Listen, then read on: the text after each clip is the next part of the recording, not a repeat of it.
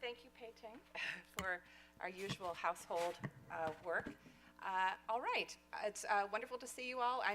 As you saw from the promo and from our syllabus, I'm going to be continuing a conversation that I started with students on Monday. Now that we are moving toward a kind of performance and performing arts module within our course, thinking about curation across disciplines and thinking a bit more deeply about what it means to curate performance. And we'll think more about what performance is in the first place. So, first of all, let's see, I've lost my presenter view. Okay. So let's first of all think about the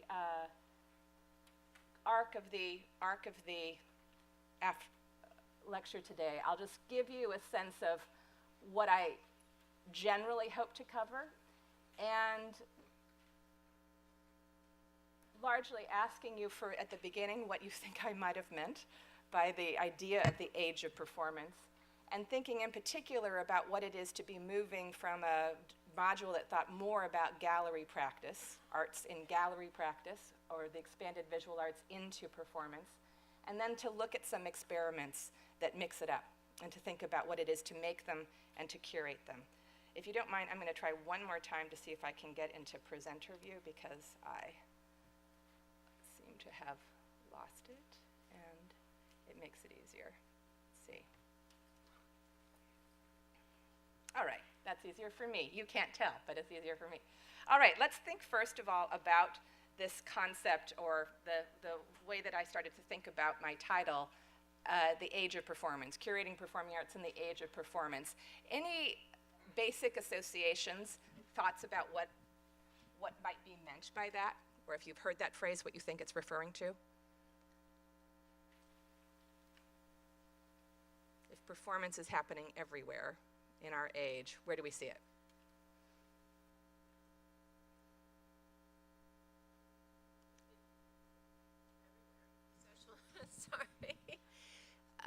Social media, the Agora, what's happening right now at this moment at Sproul Plaza.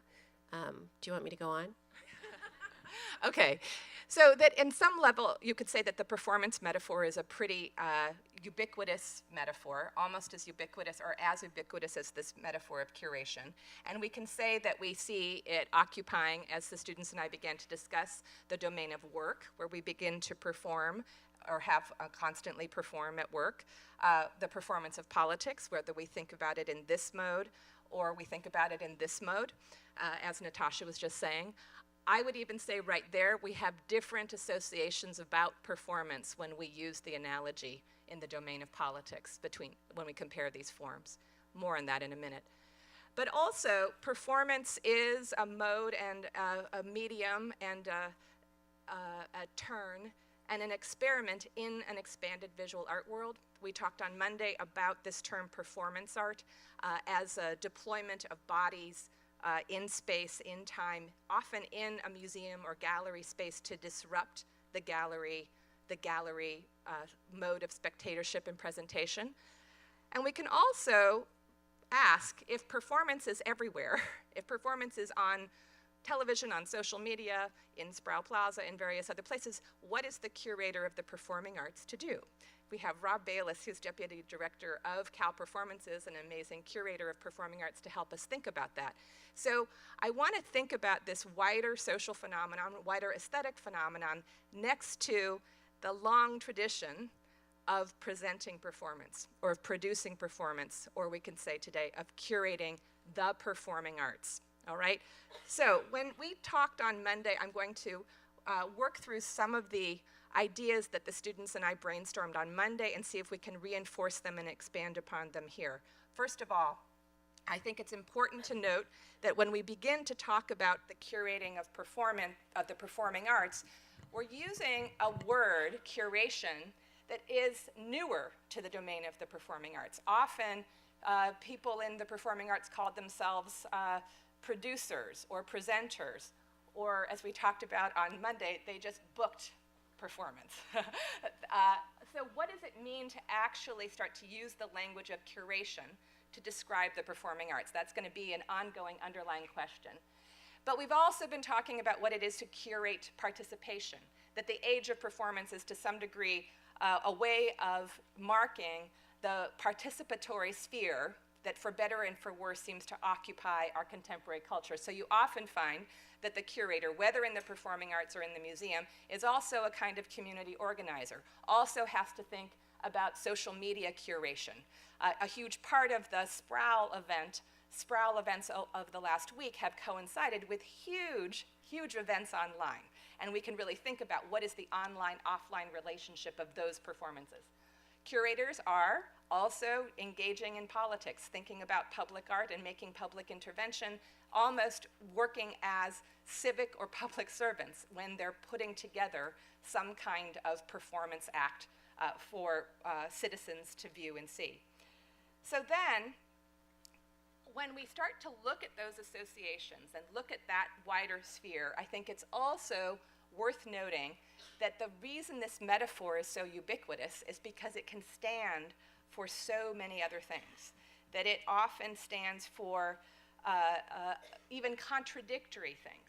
So to review some of the things that we talked about on Monday, and I invite students to interrupt me and say more, we, first of all, I always find it important and helpful to do a little bit of etymological reflection about synonyms that are associated with performance. It's important to me to remember that this word, one synonym for performance theater, comes from a root meaning a place for viewing. It shares the same root that the word theory has. So what does it mean, and we can think more about it, to even be here in this theater viewing?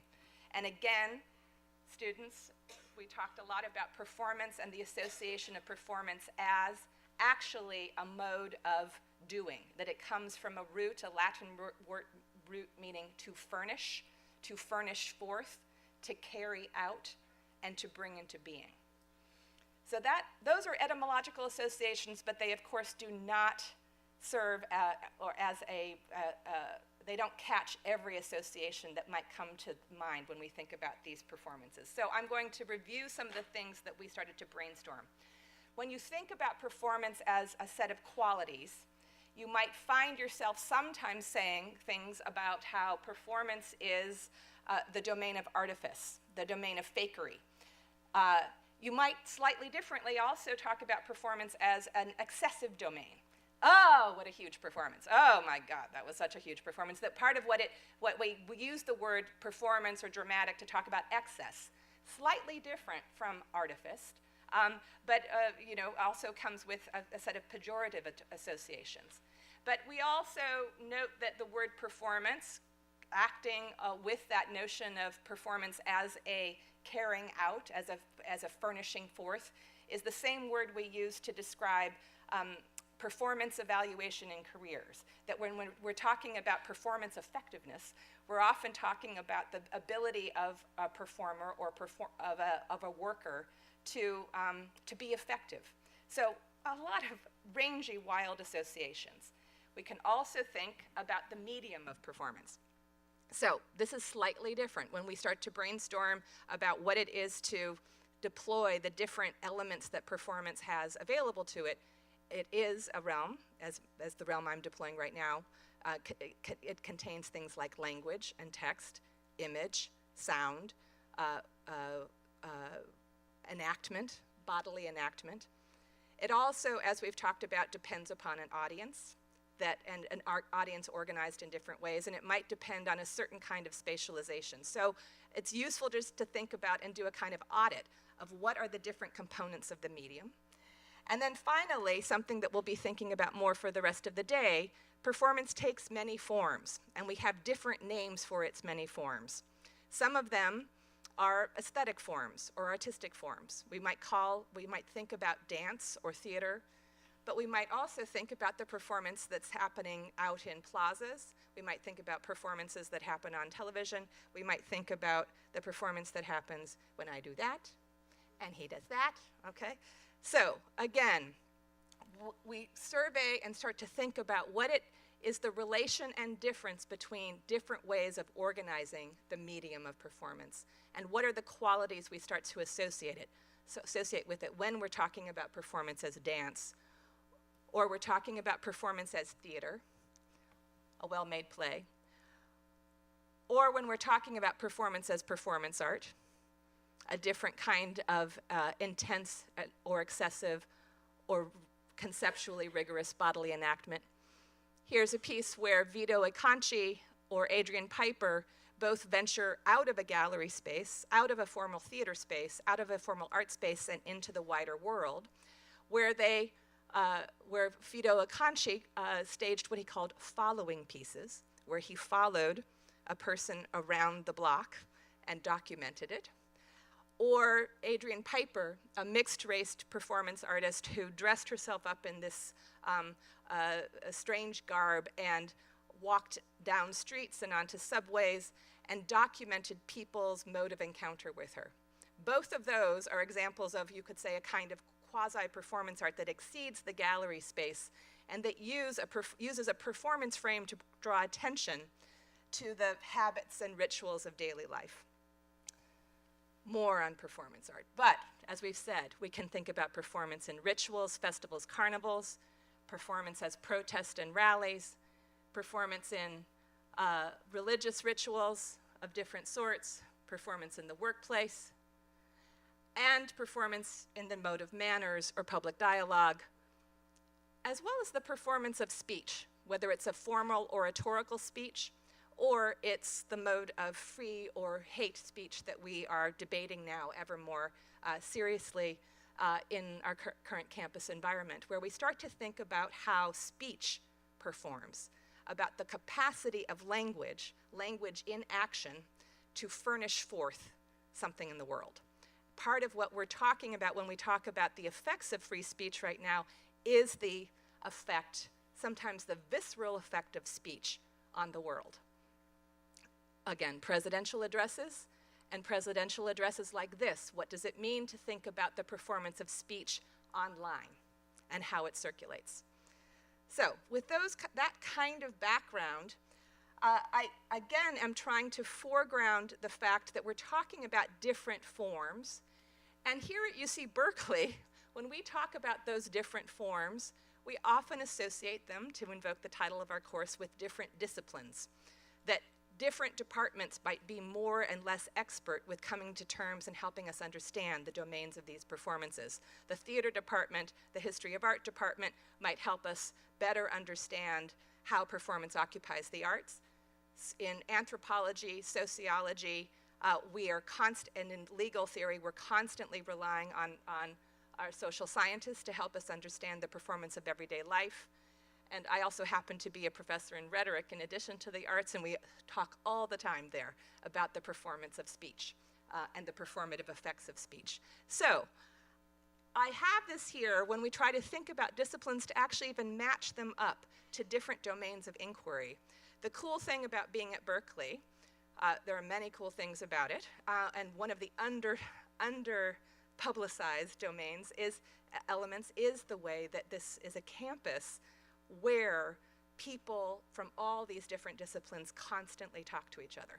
And one of the amazing things about thinking about performance at Berkeley is that I can go to all of these different departments and think deeply across disciplines with all of my colleagues. All right, a big old survey, but I'd like you to have a range of associations as we now go a little bit more deeply into what it means for us to move from the world of a visual art gallery space into theater, into even the venue of theater. So first of all, let's remind ourselves that for a while we've been thinking about the modernist gallery. And right outside the door, we have a white, organized space where certain kinds of behaviors and modes of encounter are produced and repeated. The modernist gallery is the legacy of the other side it's the BAM of BAMPFA, right? So we think a lot now about, and I think it's worth the comparison of thinking across disciplines, is that you begin to think a little bit more deeply about what the gallery is as a space of encounter when you contrast it with the space of encounter that we're in right now. All right, so when you think about occupying that modernist gallery, again, students who read Brian Doherty know that part of what we're thinking about is the evolution of that white space, the evolution of a white space in a gallery that, as he says, clarifies itself, and clarifies that the entity in front, the entity installed there is in fact art. That it's by virtue of it being in that white space that we know it to be art. All right, so we might think about the organization of that space, how we move through it, and how we don't move through it, as we then also, here we are imagining moving through it. Here's a gallery with people in it, thinking about that. And then thinking about what does it mean, or how do we think about it in relationship to the organization of space that we find in a place like this. Okay, so students, on Monday, I talked a little bit about the theatron, the legacy of the theatron, and the architectural venue, the architectural legacy of the venue that you're in right now. Can somebody please tell somebody else in our community here some basic things that you remember or want us to note about this theater space? Anybody able to recall the theatron? How do we think about this space? Yeah. Oh, yeah. Oh, I told your colleague. One aspect of the theatron is that it was designed so that the sound could be projected and could be heard by everyone in the audience. Great.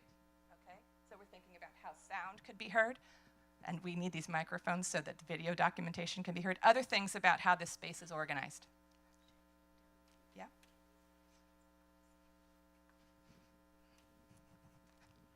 Is it you guys? Okay, I guess. Thank you. Well, we were just like talking about like aspects of the theatron that would like make it like essentially like the best or ideal way to like view it, because like there's the two levels in the audience. Mezzanine, that would be ideal, and then in many, wonderful, exactly. We're all focused, and then the Greek theater too. And then I was commenting on how like there are like different other versions of theatron that don't look like that, and some of them like have like this wonderful architecture going all the way up on the sides, and I was like saying that could be like art itself, not part of the performance. But. Okay, excellent. So a few different things, just even about organizing, I have two microphones, thinking about what it is to even see different kinds of, to create a structure that allows a relatively equitable viewing, but it also requires you at the moment to be stationary, right? Different from the gallery space. And also, what's your name again? Sammy's really wonderful insight to think, what if we actually stop thinking about this venue and this architecture only as, you could say, the holding ground for the art, but the art itself? What if we start to think about the venue and the organization of the venue as artistic material? And a lot of the most interesting projects actually start to interrogate the space in which they're housed. So that, let's keep that thought then as we go, and also as we start thinking about relationships between theaters and galleries, because to me it is in part, once we start to work on relationships between these two spaces, then you start to think more expansively and imaginatively about what these venues might be, not just as art containers, but as artistic material. So here's a lobby, entering that space, imagining yourself here as an audience member in viewing of the performing arts, whether music or dance or theater. Let's think about the difference between this mode of encounter and this mode of encounter. What's the difference between the body of the receiver?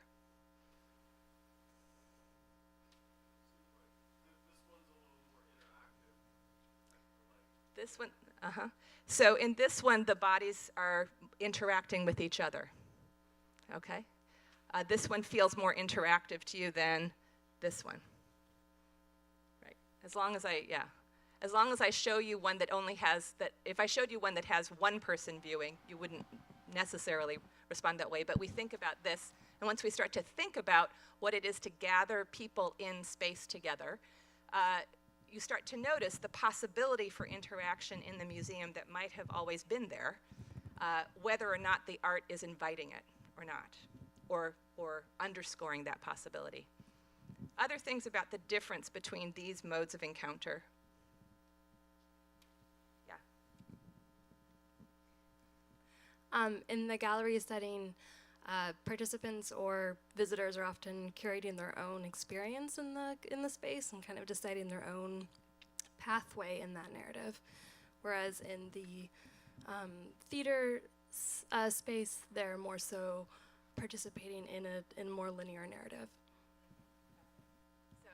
So with the exception of, there's the ritual of the standing ovation, but in general, in certain stylizations of the performing arts, certain traditions of the performing arts, it would not be appropriate for her to stand up in the middle of her performance, right? Okay. Now, I think it's also then interesting once we start to think about who's moving and who doesn't move, just even that very basic idea of what is moving and what is not moving. That in the gallery space, where we find a situation where beholders are moving.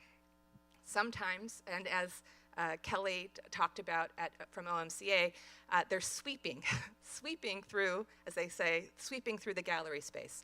Maybe at 3 seconds a pop, maybe lingering for a while, maybe being inconvenient to the next viewer because they're refusing to get out of the way.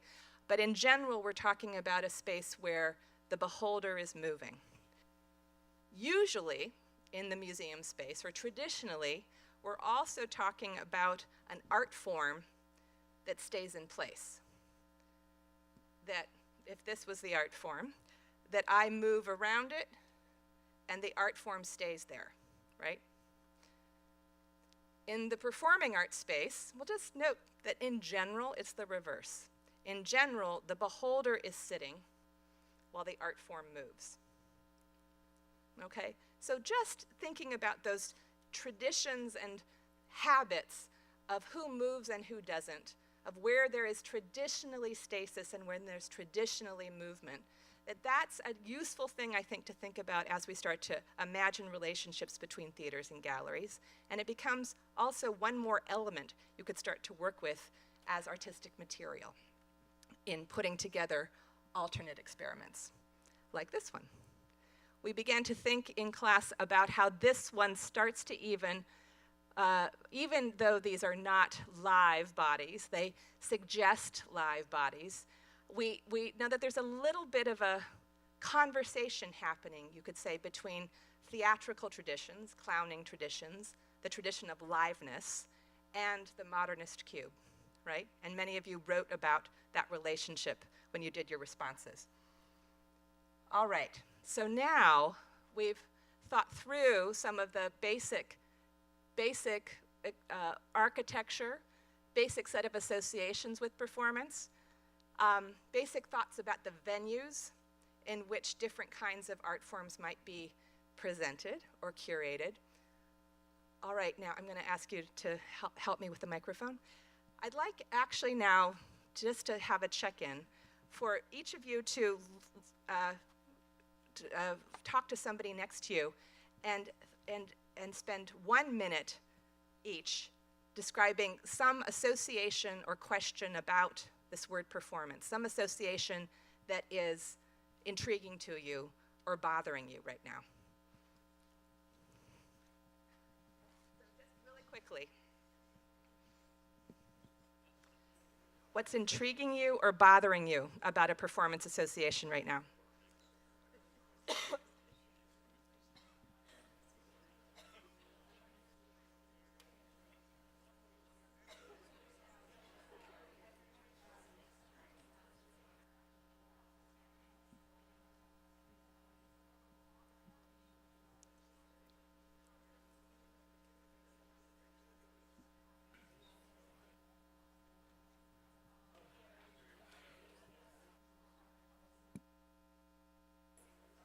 Okay, 30 more seconds.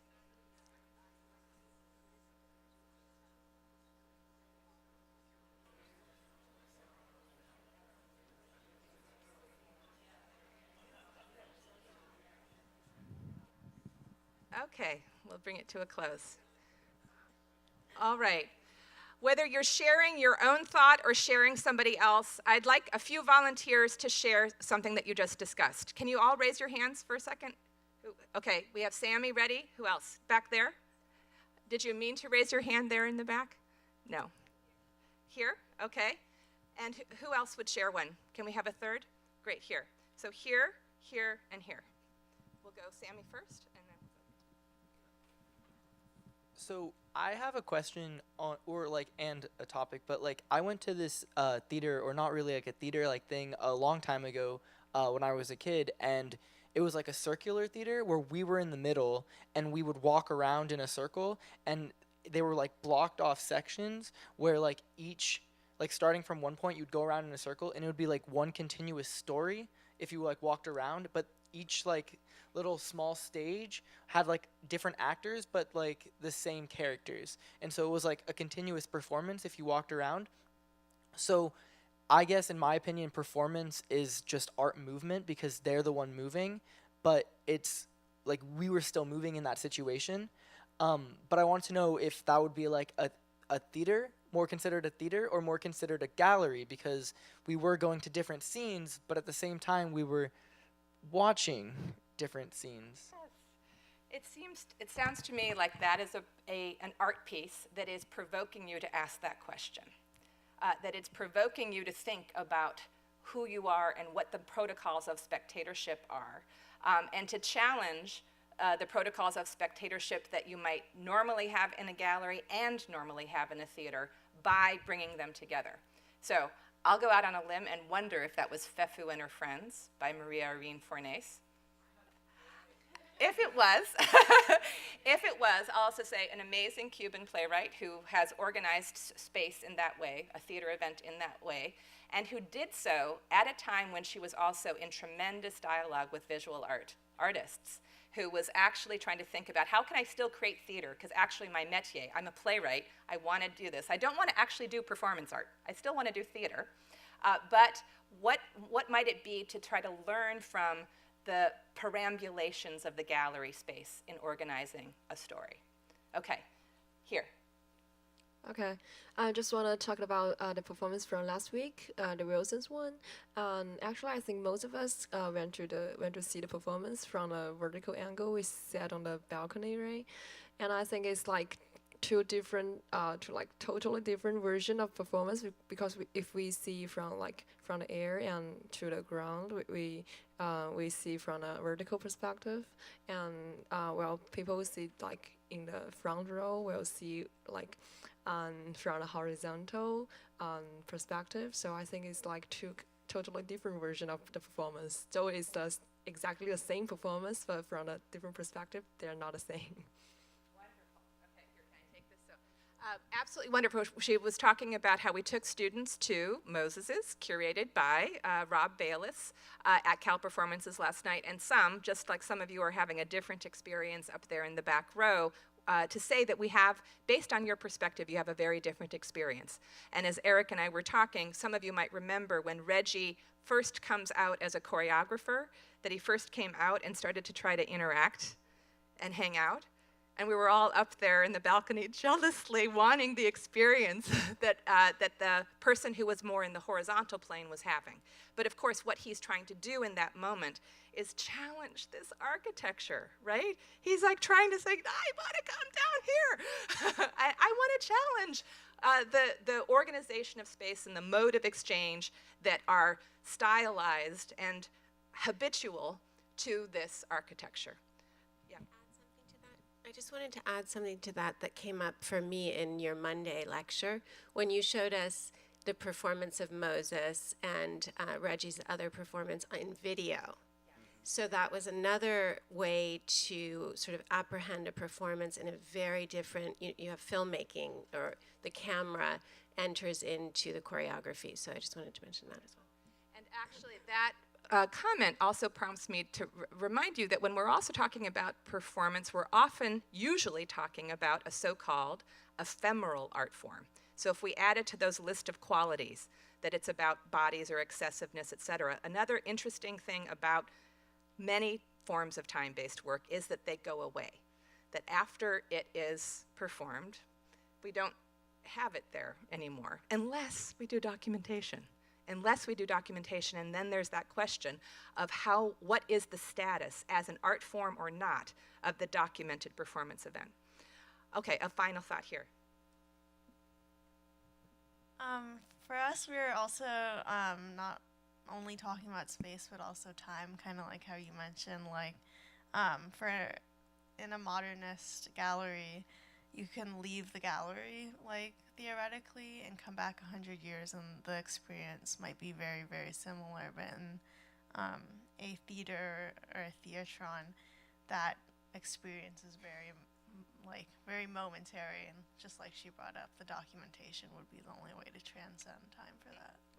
Right. And as accommodation for all that's roiling around campus, we emphasized that we're video documenting my lectures. We can decide what's the experience of being here together in assembly versus seeing me on documentation as well. And I think, though, too, there was a first part of your comment that also brought up the ability to leave or not leave. People leave our lecture for time reasons, et cetera. In general, when you're curating the performing arts, you really expect people to arrive on time and to stay for the whole thing and not to get up, right? And so, and not to get up and leave in the middle. And it is a very big gesture, another kind of performative gesture if you do. Very different from the mode of departure, coming and going, you could say, of the museum gallery. I just want to mention that a lot of these characteristics that we're describing, both of how you view art and how you participate in performance, are relatively specific to a relatively specific culture and time. That there are many other cultures that look at, that carry the art around with them, or a performance goes on all night and you have coffee and you come in and you leave. So I just want to make sure that we don't overgeneralize about this, and that there's a lot to look at about the differences among cultures about how they participate. Thank you. So let's hold that thought as we move on and really try to think again, when we're talking about the performing arts here, we're talking about a Western convention of presentation. And we also talked about on Monday about how, say, even Reggie Wilson is attempting to work within the conventions of the concert stage, theater, Western theater, while also doing the kind of cross-cultural investigations that Eric was just talking about. So I brought up, this was my very fast, you could start adding to it, my very fast presentation of all of the different disciplines that have some stake in this P word, performance. Very cool to be interested in performance because you get to talk to lots of people, lots of smart people all over our campus and all over the world. And I think interesting then, what happens when, as an artist, we'll say, as an artist, you begin to mix and cross-pollinate from across these forms.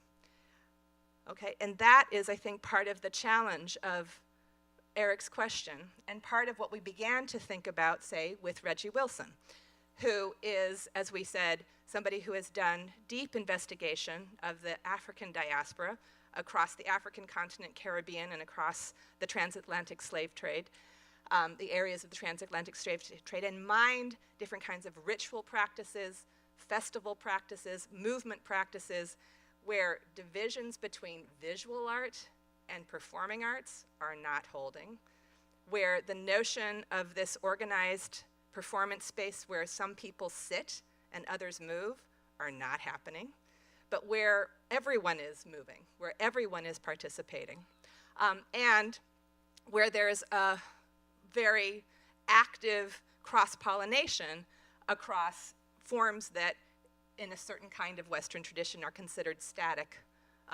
versus temporal. So what might happen, as we said on Monday, when you are a modern and postmodern dance maker and mining ritual and festival for a performance vocabulary and trying to think about what it is to take some of the operations and circulations of wider performance forms that may or may not call themselves art and bring them to a modern stage, a postmodern stage, or a premier internationally presenting stage like Cal Performances. Okay? Let's think then too, as we start to look back at a lot of 20th and 21st century artistic experiment, some of it using the P word and some not, you can start to think about how many different artists began to use an art frame to mine the component parts and structures of other social forms. So we can start to read even Vito Acconci and Adrian Piper as mining, using an aesthetic frame to help bring attention to the constructedness of everyday life. So that there is an interesting dialogue between the arts and everyday life in these performance art acts. We can think too about what it is to, say, join the arts and language, the performative power of speech. What happens when an artist decides that language is their medium? And in particular, what happens when a visual artist decides that language is their medium, not the usual medium for a visual artist? So right outside BAMPFA, we have a Lawrence Weiner piece. Here is another Lawrence Weiner piece. Lawrence Weiner, somebody who became very known for creating text pieces, language pieces, that provoked a different kind of encounter inside of that gallery space that, where we were perhaps used to seeing only images. You've seen his language piece coming in, right? And now you'll go and look at it again differently, hopefully, and even more when you go out. Thinking about even this, what are the risks and strangeness and provocations of putting language on a gallery space wall? How do you see this? Does it look obvious? Does it look strange?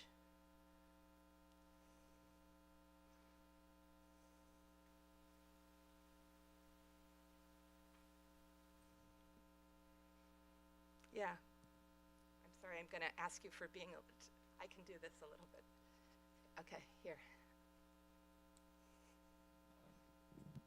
So for me, looking at that, it just seems a little bit less obvious that it's actually art. I don't know if there's like a sign or something that says that has like info on the artist, but I was just thinking about it like in context, like contrast with, I think it was like Duchamp, Yeah. his like urinal that he puts on the pedestal. Yes. It seems so clear that like this is a piece of art. Yeah. This thing that he didn't even really like make like with his own hands, but like this person, Weiner, like chose these words specifically. And then I don't know, I just thought that was interesting how like this seems more borderline than Borderline, right? Yeah. So great. I love the comparison to Duchamp's fountain, and I love that Eric is helping out. And borderline because perhaps this is even like a PR thing or something, right? Not, yeah. That's what I was going to say. When I first saw it, I was like, oh, that's probably just the title of the curatorial exhibit. I thought that was right. like a curatorial gesture talking about Right. whatever else might be in this gallery space. Yeah. So what does it mean? What happens though if you learn that something that you thought was a curatorial gesture is actually the artist's work? What does that do to you? You didn't see that gesture. Okay. Yes. Okay, I treat this work as a piece of work of art because it reminds me of the painting called That Is Not a Pipe.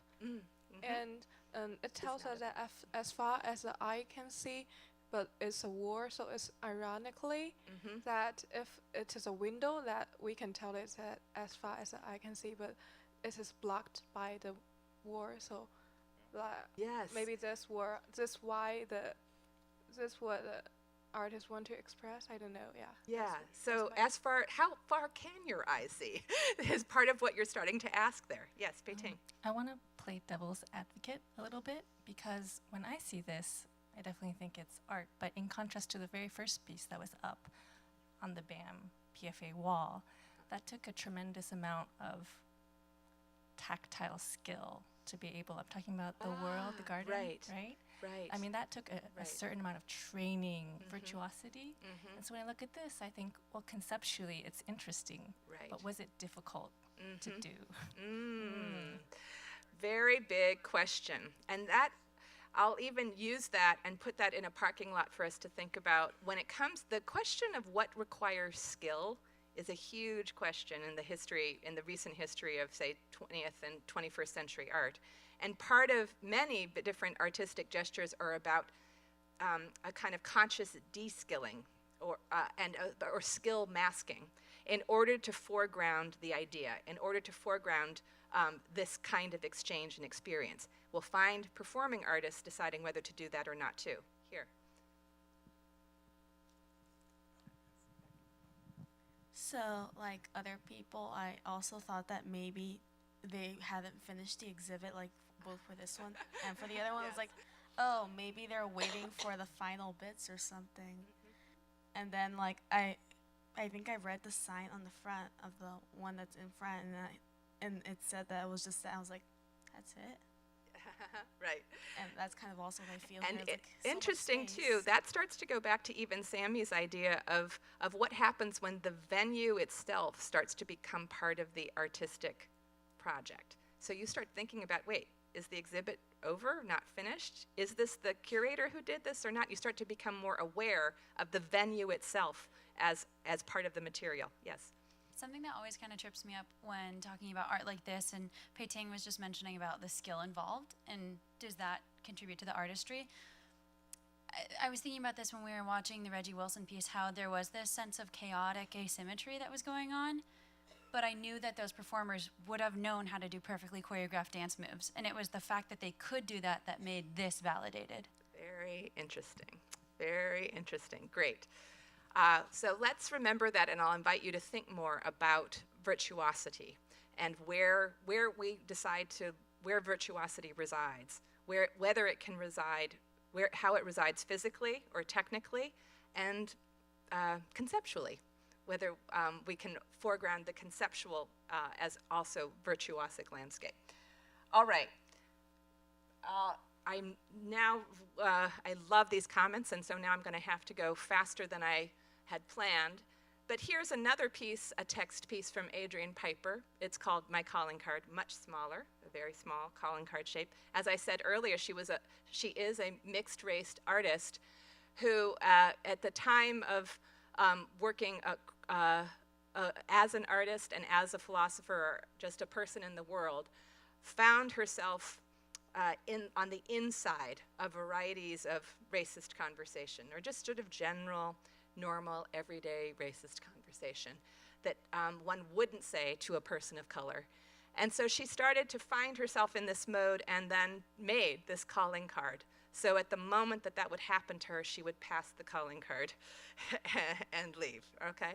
But you might think too then about even the calling card as a text, as a text artifact of everyday life, and what it means to start to put a text like this on a calling card and to give it an art frame, to say that this is my art project. Again, to repurpose a standard protocol in everyday life as, you could say, anti-racist intervention and as an aesthetic practice. Again, more ways we can start to think about combining the way artists have combined, and here it's happening now, thinking about how aesthetic practices, dramaturgical practices inform protest, and how protest as a form informs art practice. We can think also about Kelly's presentation about OMCA, about what happens when the artistic material is also a community gathering. What happens when the visitor is actually part of the artistic project, not the person seeing it after the art is made, but part and parcel of artistic production. And that informed everything that she described about about the process of curating Power to the People on the Black Panthers, even their decision to place this frame around First Fridays and to create the museum, position the museum as a social occasion, or to create more interactive environments, are in many ways also trying to think deeply, you could say, about the aesthetics of community gathering as a rigorous practice and as something that is part of the art project, not the after effect of the art project. Okay, so it was in part because I became, and many of us with whom I work became so interested in all of this ranginess across performance and all of the different ways that artists from across different disciplines began mining performance practices from different places, that we ended up producing something that we've shared with the students, this keyword site, where, as students know, we've invited different curators, artists, to think about what it is to work across this very promiscuous world. Whether you are Rosalie Goldberg saying that the visual arts curator now needs some new skills in order to be curating this work, or your Claire Tencon, who is a curator of Caribbean art, who is largely saying that actually this turn to performance is nothing new, especially if you start to look at the wider cross-cultural history of the African diaspora, the world of carnivals, the world of processionals, the world of parades. And what she's been interested in herself is trying to create an alternative genealogy of curating performance that actually, to Eric's point, is adequate to the true cross-cultural knowledge, the many different cross-cultural knowledges and histories that actually make up this very long tradition. So, sometimes feels new in the art world, not so new from the perspective of certain kinds of broader performance histories. All right, so now I want to go just a bit more deeply into a few more experiments across this theater and gallery space about what it is to join theaters in galleries and galleries in theater. It's been something that I think is, on one hand, you could say, we know what the intersection of theaters and galleries are. The visual art meets theater in performance art. We could say that that exhausts the conversation. That is the intersection, and that is one way to describe a conversation. But what's been interesting more and more is how many, whether it was Fefo and Her Friends or not, how many more kinds of experiments are happening that are creating a different kind of conversation across theaters and galleries, a more expanded and various conversation. Whether we're talking about, and I'll use a few examples, what does it mean to take the world of dance or the world of theater, not performance art, but theater, and even realistic theater or naturalistic theater, where people are playing characters in plays, and put it into a modernist gallery. That has been something that more and more actually curators, contemporary curators in visual art spaces have been experimenting with.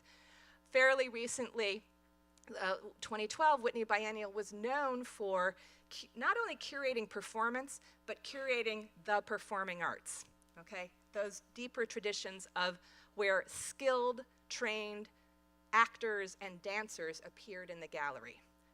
Not only movers, not only performance artists, but also people like Michael Clark and his company, who was recreating Merce Cunningham's pieces. Merce Cunningham, a famous postmodern choreographer. Or Richard Maxwell, who staged rehearsals inside of the Whitney Biennial galleries. And so all day long they just rehearsed. And at any time, spectators, beholders to the museum could pass by this rehearsal. So the art was moving, the art was moving in the gallery space, and beholders, what do we call them? Spectators, beholders, receivers? That's a question. Participants were observing. Interestingly, they were not invited to perform in the piece. That could have been a decision. They were not invited. So there was a way that it retained some of the formal structure of theater, even as it was cited in a gallery. Or, very strikingly, Sarah Mitchelson, as Rob will tell you, a very, very accomplished and influential choreographer who was commissioned to create a dance for the Whitney Biennial space, the 4th floor of the Whitney Biennial space. And not only did she create a stir in installing a dance there, she actually ended up winning the Whitney Biennial's prize for the best artistic work, the Buxbaum Prize. It was the first time that a choreographer trained virtuosically as a dancer and choreographer won a visual art prize. So that's a different kind of conversation across theaters and galleries that's happening now. At the same time, that conversation required, per Rosalie Goldberg, curators to learn some new skills. What happens when dancers need rehearsal, as we talked about on Monday? What happens is a little different than when you're installing a painting and the painting doesn't need to rehearse, the painting doesn't need to practice, the painting doesn't need water, the painting does not need to go to the bathroom. All of the things that bodies have to do. And that the curators have to start creating conditions that allow that art to come into being, whether it's through rehearsal or creating here a quasi-green room. Philip Byther from the Walker Art Center actually created this fabricated green room for them to rest in and compose along the gallery. Viewers could observe the green room, but it created some of the formal conditions of a theater space for the performing body to rest and recuperate. Similarly, at Tate Modern, a very influential contemporary modern art museum, they have created more and more spaces, what they call permanent space for ephemeral art. And the tanks opened recently in 2012. Interesting that a lot of this happened in 2012. Where that in order to create a different kind of venue space, not quite a theater, not quite a gallery, for the presentation of this work. One of the artists who opened it was Anna Teresa de Keersmacher, another very influential choreographer whose classic piece, she didn't make a new piece, this is a classic piece that somebody like Rob would normally curate and present, ended up being performed on concrete, in this space. So again, when you start to think about it, what does it mean to observe a choreographic piece within an expanded visual art space? And you can see the spectators, beholders, maybe participants figuring out how to respond to being observers of that space, something that where they might have normally seen Anna Teresa de Keersmacher here, or thought about and have just come from the rest of the Tate Modern where they're used to this mode of spectatorship. And now you kind of feel it that they're mixing it up, that the spectators are moving, but they're also staying. They're kind of like saying, can I lean against this pillar while I watch, or can I look over your shoulder? Can I walk around to get a better view? So again, mixing it up about who moves and who stays. Okay, yeah. Okay, yeah. And then I want to. Yeah, really quickly. So it's interesting you mentioned that 2012 was sort of a seminal year, and it's I think a lot of this is in response to an intuition, and then that audiences, the visitors, needed something different when they went to museums. And I just want to plant that idea in your mind, because that's going to be an increasing thread. That a lot of this is in response to changing consumption patterns and habits of people who are audiences in art galleries and museums. Great. Okay. And then very quickly, this reminded me of something that's turned into a performance that never meant to. My sister just sent me pictures. She went to the Louvre, and the Mona Lisa has become a mob scene of selfies and selfie sticks, and it started out with people taking little selfies, and now the selfie stick is required almost, and now there's people taking pictures of the people taking the selfies, and it's turned into a big performance that wasn't intended, but really interesting. That is part of what it is to be curating digital engagement now. I invite you all to come when Kimberly Drew comes to A+D Mondays, where we'll think more about how to respond as an institution to behaviors like this, right? Okay, let me also, I'll just very quickly share with you an artist who's also contributes to the In Terms of Performance site, David Levine, someone who was trained as a theater director, who then became a visual artist, who sometimes is still a theater director. And he's somebody who understands and cares about the deep history of visual arts and performance art, and who cares about actors and naturalistic actors and Chekhov and Brecht and a lot more of what we'll talk about over the next few weeks, where he's been creating situations where, for instance, he has actors in a scene study class from a theater department reenact signature performance artworks. Here, Marina Abramovic and Ule's Light Dark Scene, where they actually slap each other repeatedly. He's done other pieces where he pays working actors to do their day jobs as actors. So it's a mining of performance of everyday life. He's trying to also recall and expose the labor conditions of the actor, who always has to have a day job, but also trying to think about what happens when you put the artistic frame on this work. He's also created more theater and gallery conversations in creating an installation at Cabinet, a great theater gallery in New York, of headshots of theater actors, a piece called Hopeful or Hopefuls, where you walk through the gallery space and see the hopeful actors.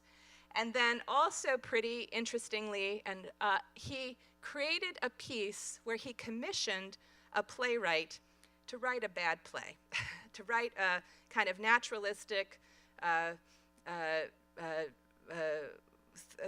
three-hander play where two men are fighting over a woman, and there's a brawl, and she's the Madonna and horror, and all of the sort of tropes, etc. Basically write a very generic play. He cast actors, trained actors in that play, and then installed the enactment of that play inside of a gallery space, where he had real running water built inside of a rendering of a realistic set, inside of a realistic kind of house, and then had the actors perform in a loop throughout the day this play. So they had to perform, and he changed casts sometimes, it was labor conditions, 6 to 8 hours a day, conforming to museum time, where you're open at any time. You can allow somebody to come in and out at any time, and they need art to be present, even if it's moving art and laboring bodily art. So you can see this is how the spectators, the beholders, observed this enactment of this play. And the experience also, you would be looking at this installation, looking through the windows, and then the actors would get in a fight, and they'd run to the bedroom, and the audience would run over to the other side. And so talk about moving. There was, again, this sort of organization, but again, a different kind of conversation about what the venue, the architectural venue of theaters and galleries are. All right. And so I'll close by saying I've just shown you some examples, but also hope that you can take some of these ideas as we start to think and explore what we have here on offer at in the Bay Area. We're going to be welcoming Brenda Way very soon to our series, because Cal Performances, thanks to Rob Bailis, is also welcoming Brenda Way's interesting conversation, we can say, across dance and visual art, specifically working with the environmental artist Andy Goldsworthy's work, trying to think about what is it to take a dance piece and respond to environmental art. Or somebody we can't include in our syllabus because she's coming during finals week, but I hope you could get out to think about Camille Brown's work in dialogue with Reggie Wilson's work, and think even about how a quasi visual art drawing space is also enacted in part of the set there. We're going to be going to the theater department, TDPS department's production of Metamorphoses, which you can kind of think about as an installation. It takes place in a pool of water with a different organization of spectators around it.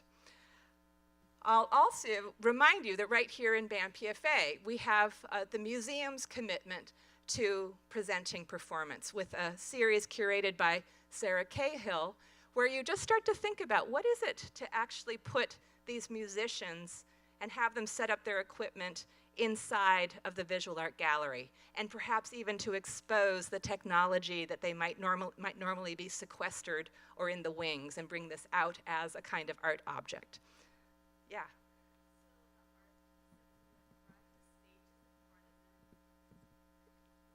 Right. So the comment was the art piece that's in the front is going to affect how you receive the installation of this performance, right? So that you could say that whatever's on that wall there becomes the quasi-set of the art piece, even if it was not intended. Oh. The stage isn't part of it. Right. Oh my gosh. She was, okay, this is great for BAMPFA, that you were reading the stage, the Crane Forum room, as we come in, as part of the art that was commenting on, or part of what must have been inside of Lawrence Weiner's piece. And you're just saying you now just realized that wasn't the case. Okay, fabulous example of how a text piece entering can suddenly take a much larger embrace of the entire environment and sort of say, wait a minute, maybe this, what if we think about the whole sort of organization of that seating as part of the art project? But no, that's going to stay forever, even when the Lawrence Weiner leaves. All right, and we heard from Peter Samus that Ragnar Knudsen who is an amazing Icelandic artist whose parents were both theater makers. One is a really influential Icelandic actress, and the other is a playwright. And you'll see, if you go to SF MoMA and experience this video installation, a lot of acting, a lot of music, a lot of the stuff of the performing arts inside of this visual arts installation. And finally, to continue the investigation of African diaspora, and think also about what it means to investigate a culture that doesn't make these divisions between static visual art and temporal performing arts, doesn't make these same divisions between the beholder who sits, the beholder who observes, and the art that is the observed. What does it mean to try to create carnival, to investigate carnival, and not just create a dance piece, as Reggie Wilson did, but also to create an exhibition?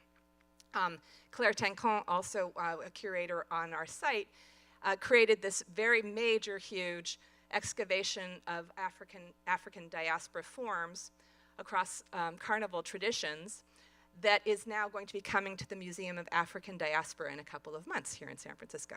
So those are just a sample of things that you might go out to see, where you could start to think about this kind of conversation, and to think about, as we're constantly saying, about how performance brings into being different modes, sensibilities, and possibilities. Okay, thank you. We'll now welcome Rob Bailis, Deputy Director of Cal Performances, to come, and he's listed as a respondent, but also he's here to answer questions you may have about a lot of things that we have seen and might continue to see as the semester continues. So I'll give you this. Thank you.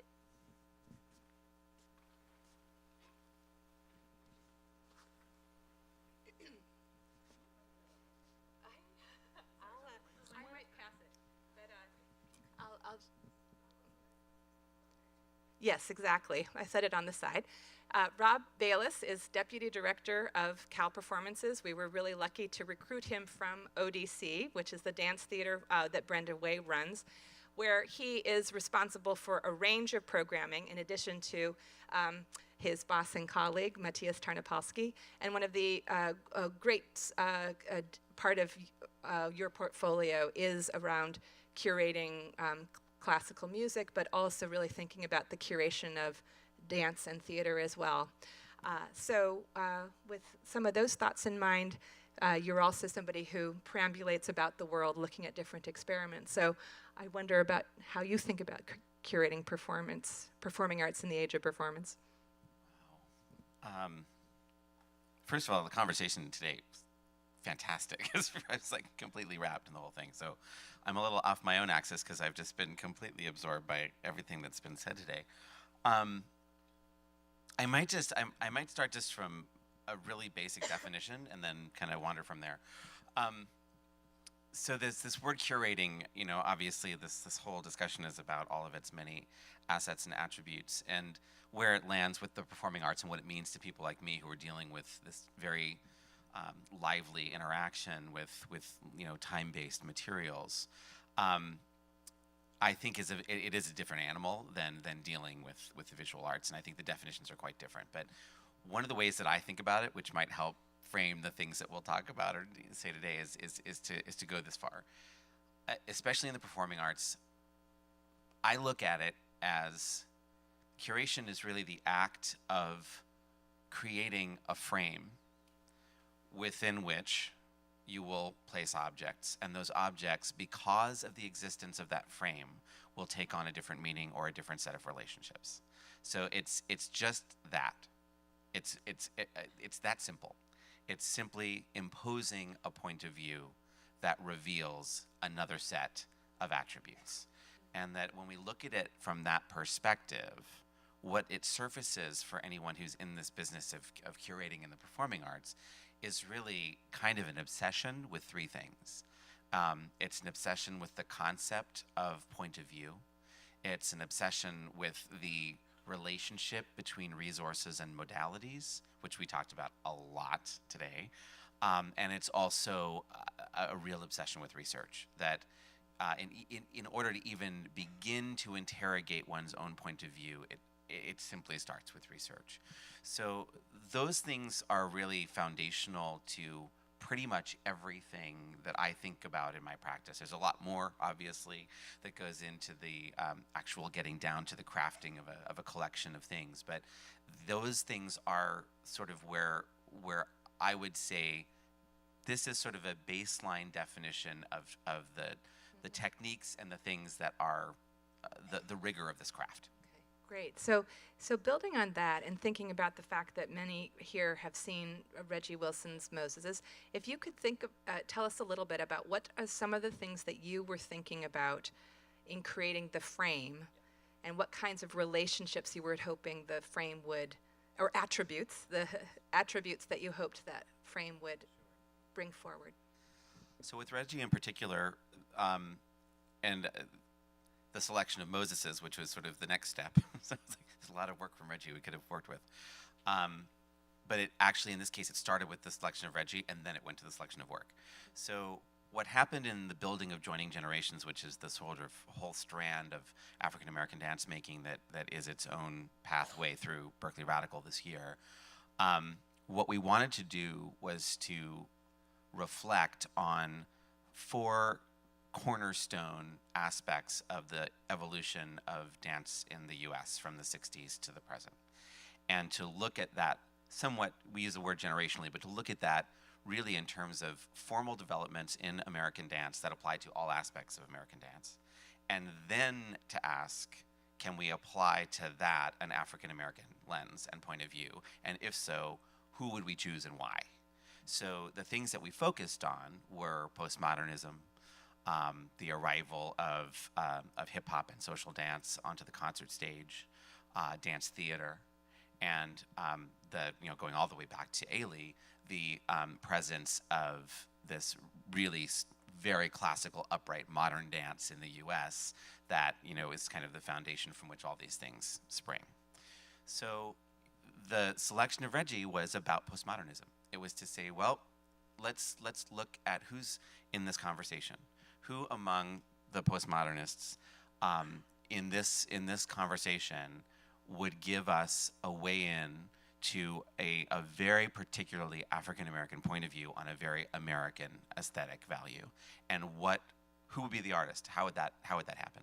And what you, I hope, saw in Reggie's work is his extraordinary commitment to this wonderful relationship between the formal attributes of ritual and repetition in the cultures that he is studying that bring into his work, and the sort of celebration of repetition as a ritual aspect in postmodernism. So that when we look at those formal elements in postmodern dance making, accumulations and repetitions and these very long arcs of structure that rely on seeing the same material over and over and over and over and over and recontextualized and recontextualized and recontextualized and repurposed until meaning is completely taken from that gesture, and where you are placed in as the viewer at that point is really kind of displaced from whatever associations you might have placed on that gesture prior to seeing it 100 times.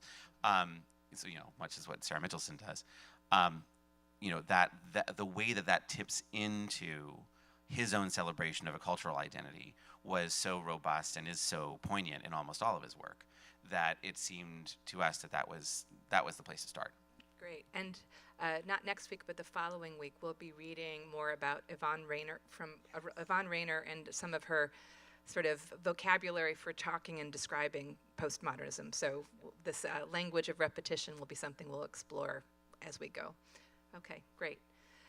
Do people have questions for us so far? Yeah, Eric? I think it would be useful if you gave a working definition of postmodernism for people here, because you're using it as a term that clearly has resonance and specific meanings for you, but may not be as generally apparent. And really noting that it means something specific in dance. Right. I'm referring very specifically to its relationship to the form of dance. I mean, I think if we were to come to something that we could all agree on, which is maybe impossible with that term, I think that the way that we're talking about it in dance is that when you talk about modern dance, you're really in an association with the very strong Western culture of responding to ballet, essentially responding to upright modern classical beauty and aesthetic, and when we look into postmodernism, it really is the deconstruction of that notion of classical beauty and the formal elements that go with it, and the beginning of a very formally conceived but much more individually identity-driven view of what is beautiful. Which relates to the previous little mini discussion about technique and virtuosity, where some of you were wondering, does Lawrence Weiner have skills? Or wondering, does Reggie Wilson's dancers have skills? Yes, they do, etc. But the decision or the conversation about what is beautiful and what is virtuosic, what is a skill, is actually also part of that postmodern conversation. Hugely so. And I think of my dear friend and colleague, Deborah Hay, whose work was with us last season, and a really classic conversation I had with her, which you may reflect on actually in your next couple of lectures. But in the history books, when you read them, postmodernism, is very sort of, especially in dance, we talk about the entrance of pedestrian movement and the whole idea of bringing these very sort of everyday behaviors onto the stage and aestheticizing them in some way, shape, or form. And I remember having a very uncomfortable one-on-one response with Deborah after a performance where I said, let's talk about pedestrian movement. And she just looked at me and said, there is no such thing. And I was like, what do you mean? It's right here in this book about you. It's right there. But I need in my lecture for you to be talking about the everyday. She's like, if you're gonna say the word pedestrian and use it in a pejorative way, and you're actually still in the wrong paradigm. So we're just not even using the word, and we went straight into it. But I think that's another way to look at postmodernism that I thought I've never forgotten that, partly from being shamed by someone I absolutely admire. But it was kind of classic. Any other questions or comments? Yeah.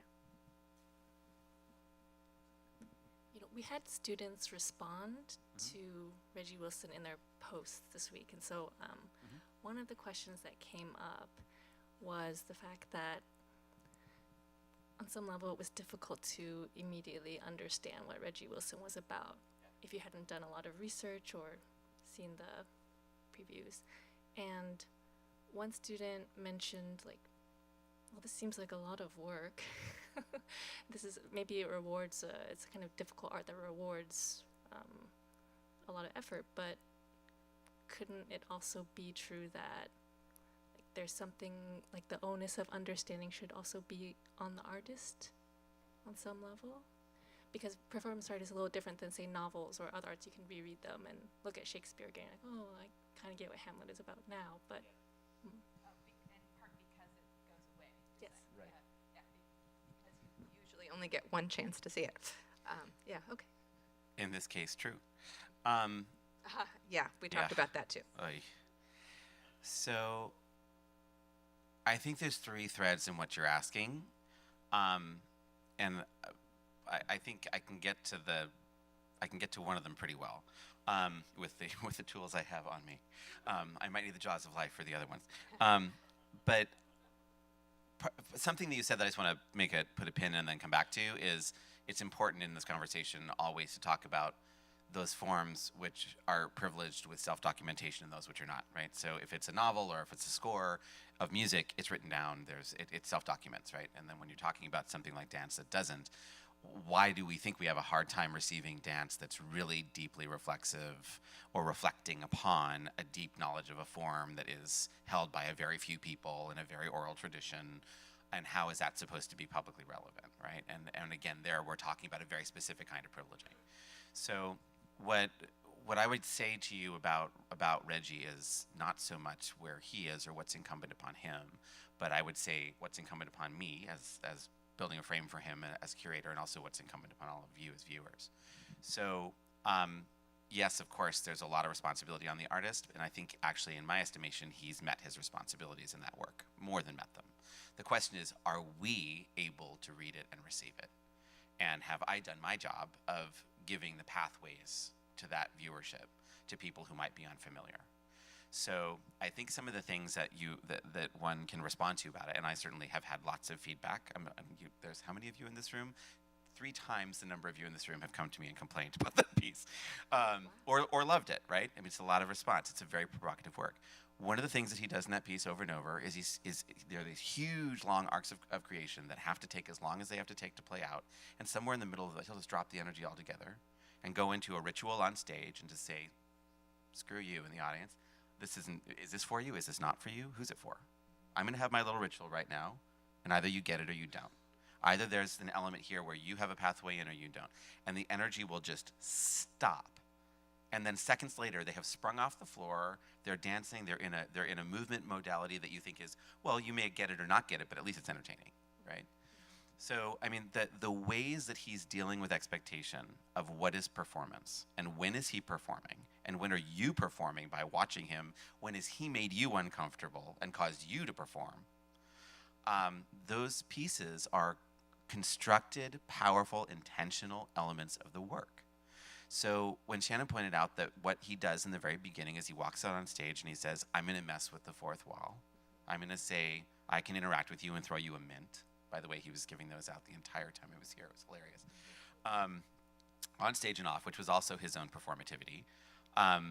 So, you know, he's doing that little game. And then what does he do next? He spends the first 10 minutes of the piece, stuffing pom-poms into a bag, sort of, you know, giant Moses metaphor. There wasn't time to leaven bread, but we always have time for pom-poms.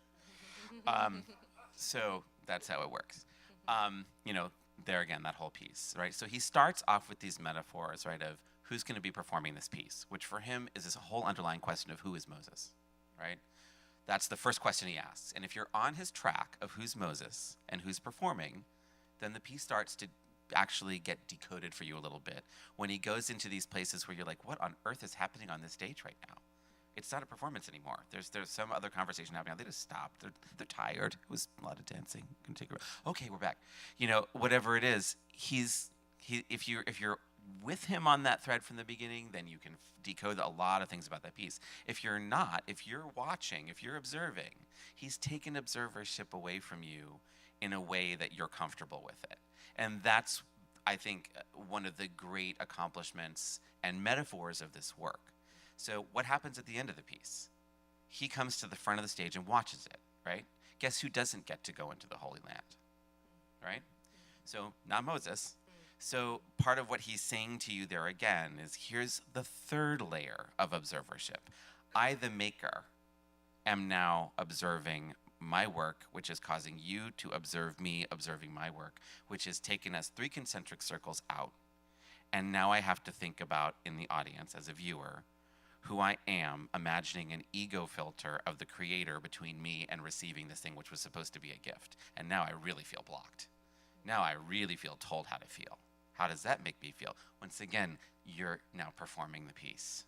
So there are these moments, and because it was placed as it was, this piece has been performed in churches, it's been performed on prosceniums, it's been performed in black boxes.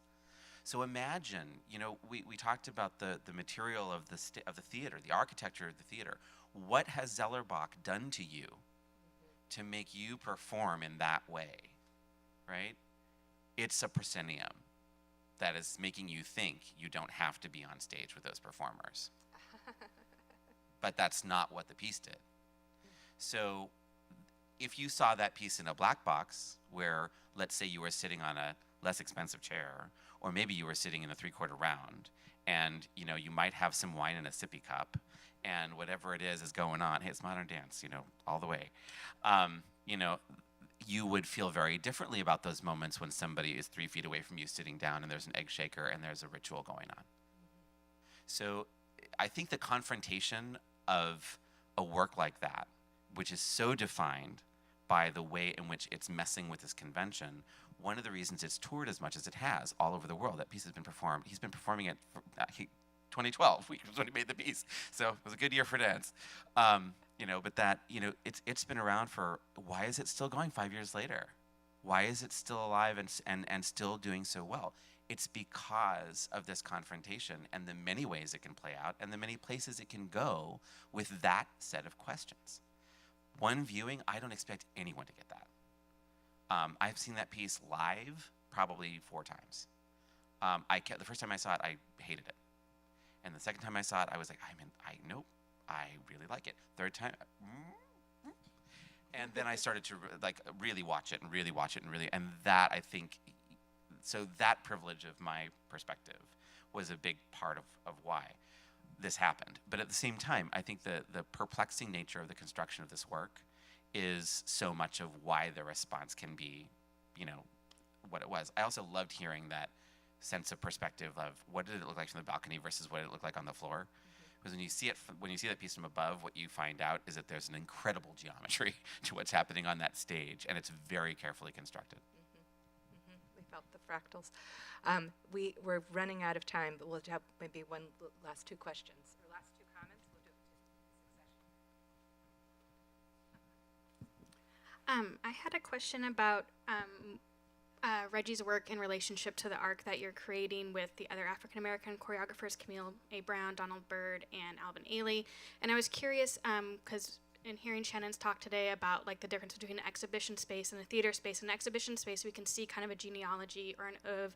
And so in this kind of context, how do you imagine an audience member to contextualize this kind of genealogy or history you're making when these are events happening over the course of a year and in different spaces? I'm also going to have Natasha ask her question, and then we'll see if we can respond together.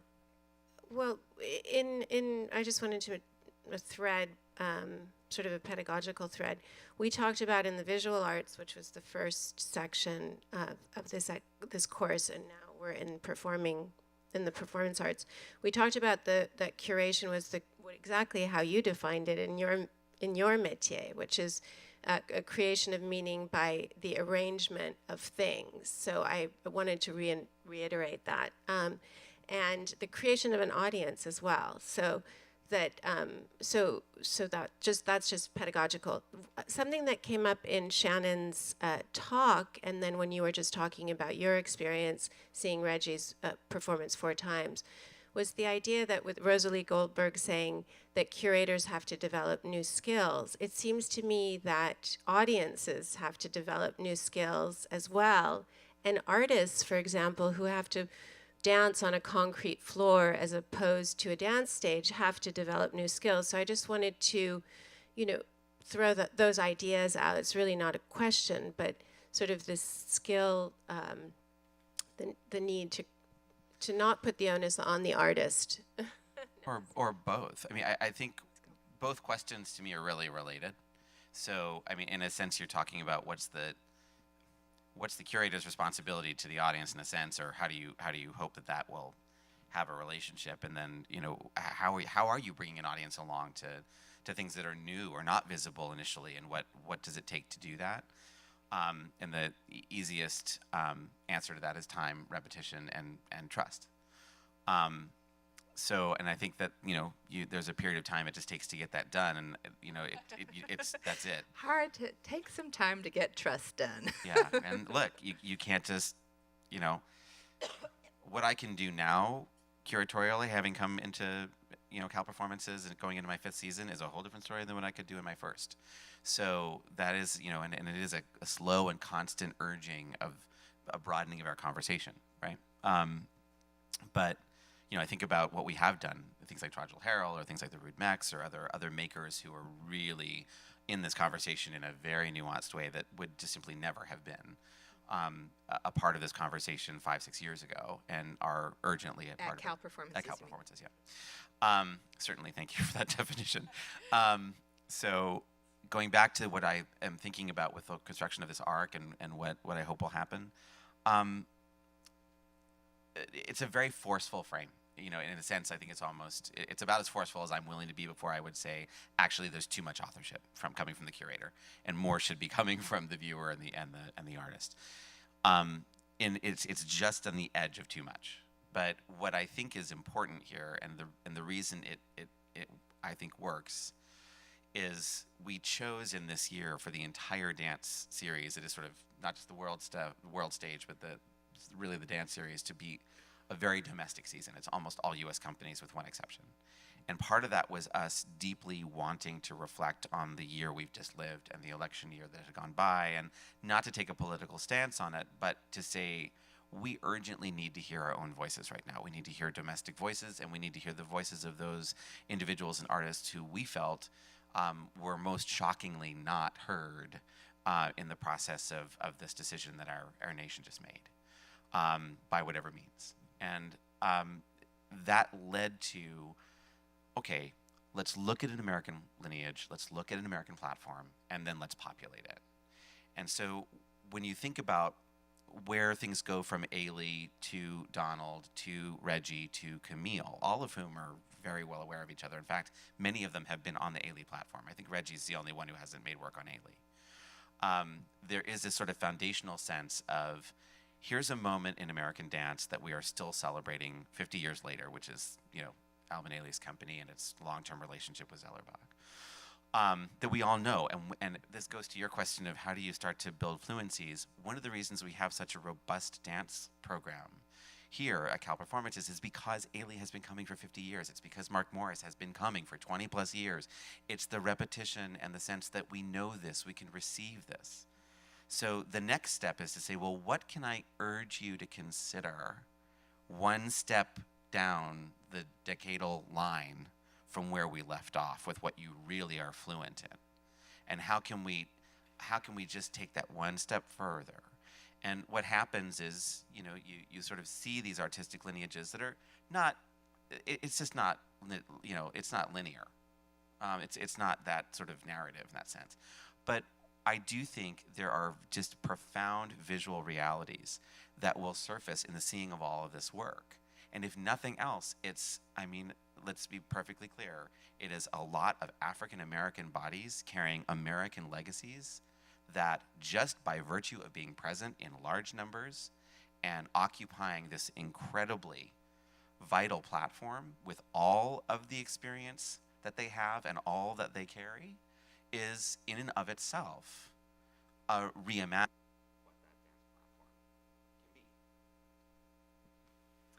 Well, Rob, something died, but something's living. And Rob, thank you so much for making sure that our stages here continue to be living and so lively, and for making sure that those bodies appeared on that stage, even if they were forestalled on Sunday by the appearance of other bodies on our campus.